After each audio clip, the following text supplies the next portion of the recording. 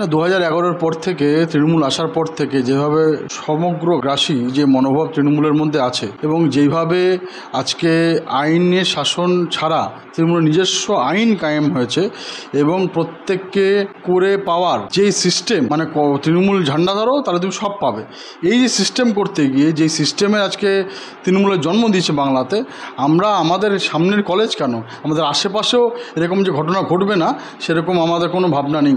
তার কারণ হচ্ছে এই যে সোসাইটিটা যে গড়ে তুলেছে এর আগে বামফ্রন্টের ভ্রান্ত নীতি, তারপরে এই লুম্পেন বাহিনী সিন্ডিকেট সরকার এর যে জন্ম হয়েছে, তারপর যে আমাদের সোসাইটিটা গড়ে উঠেছে না, এটা সাংঘাতিক।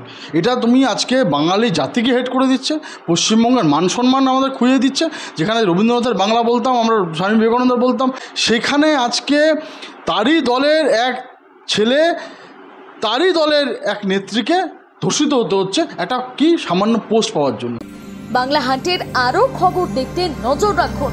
বাংলা খবর মানেই বাংলা হান্ট।